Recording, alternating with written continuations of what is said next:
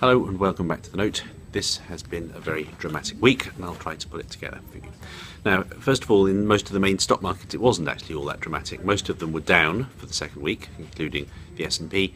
One very big exception to that was the Shanghai Composite over in China, which was up roughly 9%.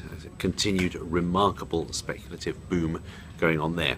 The real action was in the bond market. Now here in the States, the 10-year Treasury yield, vitally important benchmark, has hit 2.4% for the first time since last October. Bear in mind that it's come a very long way this year. It has been a lot lower than this early this year.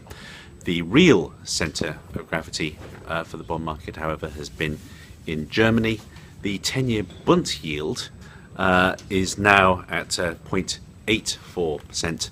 That's its highest since last November. But the boomerang in yields during the week was really quite remarkable. At one point, the yield, admittedly from a very low base, had more than doubled just for the week. The cost of borrowing, the cost of money within Germany over the long term had more than doubled in the space of 4 trading days. That's quite extraordinary volatility, and it has effects elsewhere. It's also led to speculation that the equity market could also have made a top. If you want to take a look at another strand of evidence that people cite for an equity market top, this is M&A volume in the US going back some 20 years.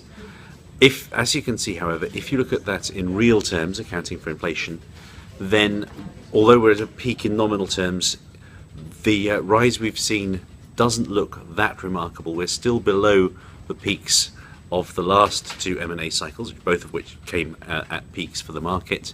It looks more as though we're entering the final stage of this bull market, this M&A cycle, rather than that we are already at the peak.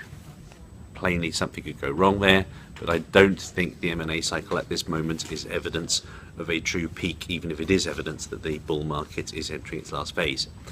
Now, the most important economic news for the week came today, on Friday, with the latest round of unemployment data from the US.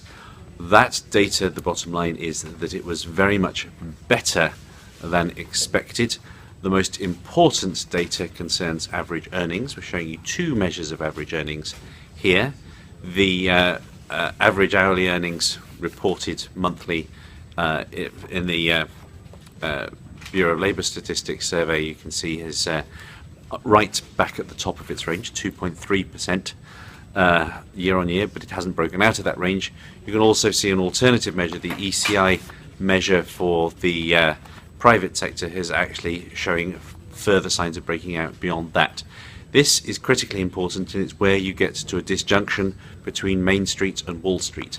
Plainly, further increase in average earnings is exactly what most Americans badly need. It should be very strong, very good for the economy, and it does look as though we're at a point of breaking out. Once that happens, though, plainly, that is the point at which the Federal Reserve really cannot stop itself from acting any longer, and you would expect to see rate rises. This data was good. That means that people think that broadly a rate rise could be coming earlier, i.e. September, rather than later, i.e. December, or even being postponed until next year. That means that even though this data is thoroughly good for the US economy, it was interpreted as being bad for the stock market. You saw the S&P go down. You saw a sharp rise in bond yields. I think that is ultimately the interplay we're going to have to get used to when it comes to trying to gauge a top for the market. If the economy finally catches on, which would be great news for everybody, the huge question then becomes, can asset markets deal with the rising interest rates that must come in their wake? As for next week, there isn't a lot to look forward to on the docket in the way of data. The critical points to look out for there will be simply, does the bond market continue with its current momentum? Does it create its own story? One big event to look forward to on Tuesday, however, which will have a great bearing on China, is that MSCI, which produces the main benchmark index for emerging market equities will announce its latest recomposition. It is considering adding Chinese A shares to that index. If it does so, that will be a very big news story. It could propel China further. If it doesn't, that could be a negative. That's the biggest event to look forward to next week. Have a good weekend.